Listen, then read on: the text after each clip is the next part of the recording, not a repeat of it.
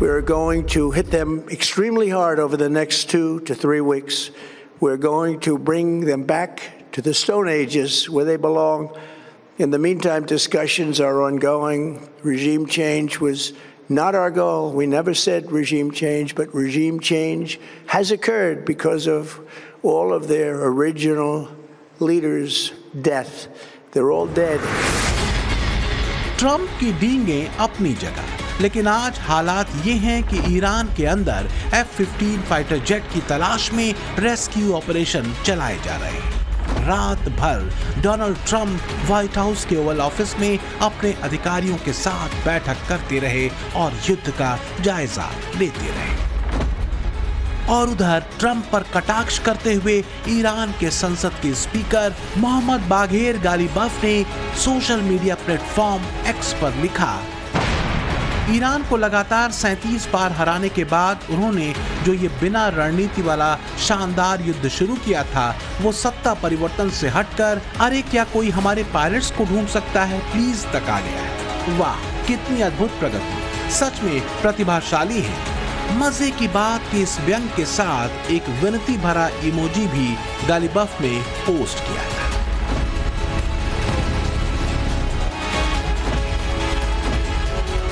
तो फिर ट्रंप के उस दावे का क्या जिसमें वो ईरान की लीडरशिप से लेकर उसके एयरफोर्स, नेवी और कहें तो पूरी सैन्य शक्ति की तबाही की बातें कर रहे थे।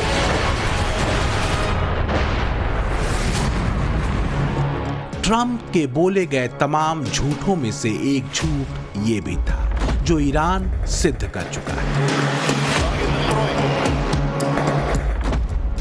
ट्रंप के ऐसे तमाम दावों की हवा निकल चुकी है, ठीक वैसे ही जैसे ऑपरेशन सिंदूर में पाकिस्तान के तबाह एयरबेसेस की तस्वीरों ने ट्रंप के झूठ की पोल खोल दी थी। न तब ट्रंप के बयानों पर दुनिया को भरोसा था और न ही आज के ट्रंप के ऐसे बयानों पर। You know, I don't like to say this. We've won this. This war has been won. The only one that likes to keep it going is the fake news. I mean, the New York Times, you read the New York Times, it's like we're not winning a war where they have no Navy and they have no Air Force and they have no nothing. And we literally have planes flying over Tehran and other parts of their country. They can't do a thing about it. सच ये है कि Trump अब हाँफ रहे हैं। ऐसा लगता है कि युद्ध का खर्चा अवैध टैरिफ से उनके कमाए गए डॉलर्स को पूरा खत्म करके ही मानेगा। यही वजह है कि अमेरिकी राष्ट्रपति डोनाल्ड ट्रंप ने कांग्रेस को एक खर्च प्रस्ताव भेजा है जिसमें अगले साल के लिए $1.5 ट्रिलियन के भारी भरकम रक्षा बजट की मांग की गई है। ये पिछले साल के रक्षा बजट के मुकाबले 42% ज्यादा है। ये मांग इसलिए की गई है क्योंकि ईरान के साथ युद्ध की वजह से अमेरिका का रक्षा खर्च बहुत बढ़ गया है। पेंटागन के खर्च में दूसरे विश्व युद्ध के बाद ये सबसे बड़ी बढ़ोतरी होगी। अब ट्रंप के इस रिक्वेस्ट का सीधा मतलब ये है कि 2026 के लिए पेंटागन के कुल बजट में 42% की बढ़ोतरी की योजना है। लेकिन ट्रंप यहां भी फंस गए क्योंकि ट्रंप नो वॉर का नारा लगाकर सत्ता में आए थे। मेक अमेरिका ग्रेट अगेन का जुमला उछाल रहे थे, लेकिन पहले अवैध टैरिफ से दुनिया भर में अमेरिका की किरकिरी कराई। अब युद्ध उन्माद से पीड़ित होकर अमेरिका का बजट बिगाड़ने में लगे। इससे होगा क्या? होगा ये कि डोनाल्ड ट्रंप की भारी भरकम रक्षा बजट की मांग उनके मेक अमेरिका ग्रेट अगेन समर्थकों की नाराजगी को बढ़ा सकती है। इससे पहले $200 अरब की मांग ने ही ट्रंप के मागा समर्थक आधार के कुछ प्रमुख लोगों को नाराज कर दिया था। मागा समर्थकों का तर्क है कि इस संघर्ष पर ज्यादा पैसा खर्च करना राष्ट्रपति ट्रंप के अमेरिका फर्स्ट के वादों के खिलाफ है।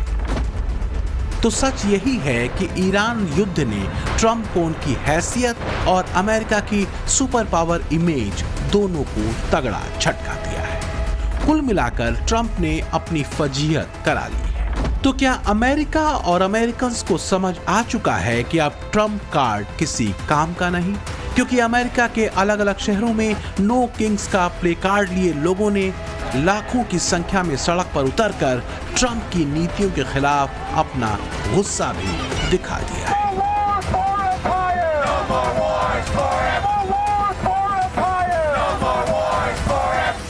कभी बाइडेन तो कभी ओबामा को भला बुरा कहने वाले ट्रंप की राजनीति में सबसे अहम रही है ट्रंप की आत्ममुग्धता। आत्ममुग्ध ट्रंप को लगा था कि ईरान में एपिक फ्यूरी चलाएंगे, 1-2 हफ्ते में बम मार के निकल जाएंगे, अमेरिकी पब्लिक तालियां पीटेगी, वाह बॉस क्या मारा। लेकिन हो गया उल्टा, ईरान ने पेंच खोलने शुरू कर दिए। हाल यह हुआ कि नेटो से ट्रंप को गुहार लगानी पड़ी। यूरोप के देशों से कहा कि भैया आओ मिलकर हॉर्मुज संभालते हैं। लेकिन कौन करे ट्रंप पे भरोसा? यह आदमी अगले सेकंड में क्या कर दे कोई भरोसा नहीं। वैसे भी नेटो ग्रीनलैंड वाला केस अभी भूला नहीं था, ताजा ही मामला है। तो भैया जैसी करनी वैसी भरनी। फिलहाल तो ट्रंप फजीहत में छटपटा रहे हैं कि कोई आए हॉर्मुज संकट से निकाले, सॉल्व करा दे और वो चुपके से निकल लें। पर ऐसा होगा क्या, देखिए। We'll be leaving very soon, and if France or some other country wants to get oil or gas, they'll go up through the strait and Hormuz Strait. They'll go right up there and they'll be able to fend for themselves. I think it'll be very safe, actually, but we have nothing to do with it. What happens in the Strait, we're not going to have anything to do with, because these countries, China will go up and they'll fuel up their beautiful ships and they'll leave and they'll take care of themselves. There's no reason for us to do it. Trump कहानियां बुनने में माहिर हो चुके हैं, कोरी गप से भरी कहानियां। ट्रंप अपने दूसरे टेन्योर में पहले दिन से ही ऐसा कर रहे हैं। जमीनी हकीकत यह है कि ईरान युद्ध में ईरान ने उनकी बाह जमकर मरोड़ी है। ट्रंप की मजबूरी यह है कि वो अपनी पीड़ा को किसी को बता भी नहीं सकते। एक्सपर्ट तो कह रहे हैं कि ईरान न ट्रंप को रोने दे रहा है और ना ही हंसने। ट्रंप की बेचैनी और हार की खींच अब उनके ऊटपटांग फैसलों में और ज्यादा दिखने लगी है। अचानक अमेरिकी सेना प्रमुख रैंडी जॉर्ज को जबरिया रिटायर करके उनसे इस्तीफा ले लिया गया, जबकि उनके कार्यकाल का भी 1 साल बचा हुआ था। रक्षा मंत्री पीट हेग्सेथ ने सेना प्रमुख को हटाने का आदेश दे दिया। US army chief Randy George का कार्यकाल 2027 में खत्म होने वाला था। आदेश के बाद सेना प्रमुख रैंडी जॉर्ज ने फौरन इस्तीफा दे दिया। उनकी जगह क्रिस्टोफर ला नेव को अमेरिकी सेना का प्रमुख बनाया गया है। उप सेना प्रमुख क्रिस्टोफर रक्षा मंत्री पीट हेग्सेथ के सहायक थे। सेना प्रमुख को हटाने के पीछे कोई वजह पेंटागन ने नहीं दी। आप सोचिए, एक डेकोरेटेड आर्मी जनरल जो सेना के प्रमुख भी थे, उनको अचानक हटा दिया गया अमेरिका में। इस तरह के फैसले तभी लिए जाते हैं जब युद्ध में आप मन मुताबिक नतीजे हासिल नहीं कर पा रहे हो। और मैंने आपको पाठशाला में कई बार कहा है कि दुनिया में ढिंडोरा पीट देने से कुछ नहीं होगा कि हम तो जीत गए, अरे मार दिया ईरान को, कुछ नहीं बचा। अमेरिका को पता है कि उसकी औकात ईरान ने उसको बता दी, उसकी हैसियत बता दी, और इसलिए ये वहां अमेरिका में हड़कंप मचा है कि इस्तीफे हो रहे हैं। अब सवाल यह है कि युद्ध के बीच अमेरिकी सेना में इतने बड़े बदलाव क्यों हो रहे हैं? क्या अमेरिकी सेना में सब कुछ ठीक नहीं है? कहा जा रहा है कि रक्षा मंत्री पीट हेग्सेथ और सेना प्रमुख के बीच संबंध ठीक नहीं थे। दोनों के बीच सेना में नियुक्तियों को लेकर विवाद चल रहा था। पीट हेग्सेथ अपने हिसाब से सेना की कमान चेंज करना चाहते थे।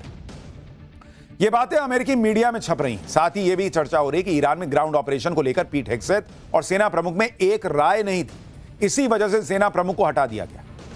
यानी 2 चीजें तो क्लियर हो गई। अमेरिका ग्राउंड फोर्स घुसाने की तैयारी कर रहा है, और दूसरा, सेना प्रमुख भी नहीं चाहते कि भाई वहां पर सेना घुसे, इसलिए उनको हटाओ, दूसरे को लाओ, फिर घुसाओ। अमेरिका में सिर्फ सेना प्रमुख को ही नहीं हटाया गया, बल्कि कई और आर्मी जनरल्स को हटा दिया गया। और ट्रंप इतने पर ही नहीं रुकने वाले। चर्चा है कि अमेरिका में बड़े पैमाने पर अधिकारियों को हटाया जाएगा। नेशनल इंटेलिजेंस चीफ तुलसी गबार्ड भी हटाई जा सकती हैं, कहा जा रहा है। FBI चीफ काश पटेल हटाए जा सकते हैं। आर्मी सेक्रेटरी डेनियल ड्रिस्कॉल भी हटाए जा सकते हैं, और लेबर सेक्रेटरी लोरी चावेज डिरेमेर को भी हटाने की खूब चर्चा है। लेकिन इतने लोगों को हटाने से अच्छा है कि अगर डोनाल्ड ट्रंप खुद हट जाएं तो दुनिया का भला हो जाए। सच बता रहा हूं, डोनाल्ड ट्रंप आप खुद इस्तीफा दे दीजिए, देखिए दुनिया में सब ठीक होने लग जाए। ट्रंप ने पूरी दुनिया की ऐसी तैसी कर रखी है। पहले ट्रेड के नाम पर टैरिफ वाली धौंस दिखाकर, जिसे अमेरिकी सुप्रीम कोर्ट ने अवैध घोषित कर दिया, और अब युद्ध की सनक, जिसकी वजह से पूरी दुनिया पर आर्थिक मंदी का खतरा बहुत ज्यादा बढ़ चुका है। दुनिया 1970 के दशक के तेल संकट से भी ज्यादा बड़े ऊर्जा संकट की तरफ मुड़ चुकी है।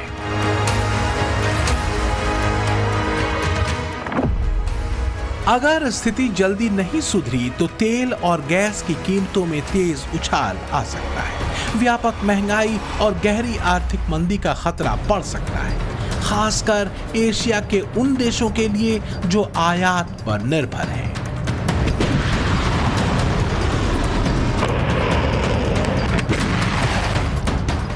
एक्सपर्ट कहते हैं कि आत्ममुग्ध, बड़बोले और नार्सिसिस्ट अमेरिकी राष्ट्रपति ने अपने युद्ध को दुनिया पर थोप दिया है।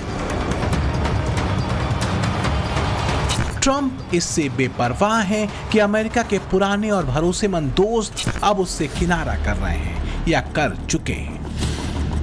80 दशक पुरानी ट्रांस अटलांटिक साझेदारी अब कमजोर पड़ चुकी है।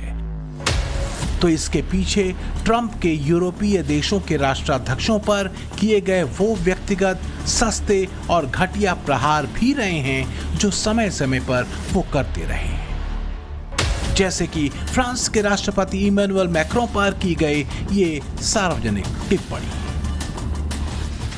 ट्रंप फ्रांस से नाराज हैं, इसलिए क्योंकि ईरान के खिलाफ युद्ध में फ्रांस शामिल नहीं हुआ, और फ्रांस ही नहीं, नेटो के सहयोगी देशों ने भी इस युद्ध से दूरी बनाई। ट्रंप उन सभी से नाराज हैं, ब्रिटेन से भी। ऐसा पहली बार हुआ जब यूरोपीय देशों ने अमेरिका की बात को करीब करीब अनसुना कर दिया। तो क्या इसकी वजह ट्रंप थे? क्योंकि ऐसा पहले कभी नहीं हुआ था।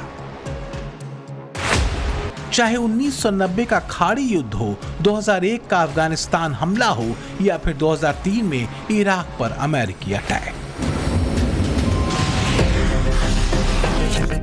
यूरोप हमेशा अमेरिका के साथ खड़ा रहा। लेकिन इस बार यूरोपीय नेताओं का एक साथ पीछे हटना कोई संयोग नहीं है। दरअसल ये फॉल्ट लाइन दूसरे विश्व युद्ध के बाद से धीरे धीरे बन रही थी, जो ट्रंप के ग्रीनलैंड को लेकर उठाए गए विवाद और ट्रंप की दादागिरी वाली नीति के कारण खुलकर सामने आ गई।